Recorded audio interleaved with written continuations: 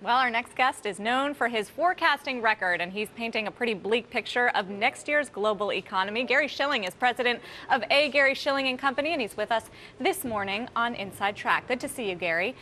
Looks like today's news, a stark reminder, the death of Kim Jong-il, that going into 2012, it's not just economic risk we have to worry about. There's building political concerns as well. Oh, yeah, there sure are. I mean, you have the situation in North Korea, you have the fact that we're pulling out finally out of Iraq, and you say, what's going to happen? Is that going to go back to the usual tribal warfare? I mean, there's always these political risks, but the major economies of the world, I think, are fairly stable. I mean, China is a stable area right now. Japan, Europe, they've got financial problems, but there isn't revolution in the air, and the U.S., I don't think we're going to have many more Occupy Wall Street sorts of things on a major scale. So not geopolitical risk there. In the major economies, it's primarily economic risk. You're calling for a global recession. Yeah, I think that's the case. Europe is probably already in a recession, and I think it'll be a severe one because they're in the same position that we were back in 07, 08, and they've got a financial crisis, and it's spilled over to the goods and services side, the real economy. And the fact that they have a common monetary policy but not a common fiscal policy like we have is going to make it more difficult for them to deal with it. So I think that could be very severe. I know you've been very negative on Europe for a while, and you've expected the euro to go down. We were sitting together when it finally collapsed, and you were practically jumping for joy. You still think it's going to parity, 1-to-1 with the U.S. dollar? Well, I think it could. My intermediate target share, you recall, is 120, and we are closing in on that. But I think parity is possible because there is a question as to whether they can hold the thing together. Now, I think the Germans and the other Teutonic North countries do want to keep it together because the alternative, chaos, runs on the banks, which are really happening to a certain extent right now, but a complete collapse is sort of unthinkable.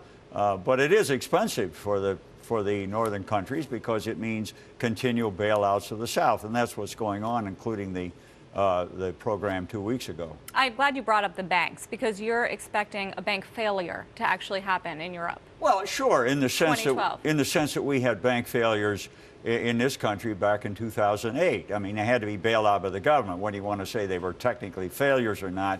Well, we've seen Dexia. Yeah, it's pretty much the same thing. They needed big bailouts, and I think that's going to be true in Europe. And if we wake up one morning and find out, or in the middle of the night find out that one or more major European banks have to be... Give us names, Gary. Oh gosh, who are you worried about? It'll probably be one that none of us expect. But I think it is true. And of course, the real risk to the U.S. from Europe is not so much goods and services because only 13% of our exports go to the Eurozone. Or 14% rather, and exports are 13% of GDP. So that's about 2% exposure to that in terms of exports, which will go down with a weak economy. People will buy less of everything, including their imports, our exports. But the risk is to the financial area because 27% of U.S. foreign bank exposure, everything, loans, leases, derivatives on a net basis, is in the Eurozone. And we've already seen MF Global bite the dust, so there's probably more risk there. Financial contagion. You're always pretty bearish, Gary. Are you getting worried that your bear corner is getting very crowded? In other words, you're in good company. Bill Gross of PIMCO hasn't been sounding too optimistic about 2012 either. Well, it is true they're more in that camp. But it is interesting if you look at Europe. I think the consensus is pretty much a mild recession. I think it's going to be a very severe recession, so there is a differential there. In other words, you're worse than the consensus. Well, worse. I'm more realistic, Sarah. Come on now. More realistic. He's not a bear. He's a realist. Gary Shilling, thanks very much for joining us here on InsideTrack.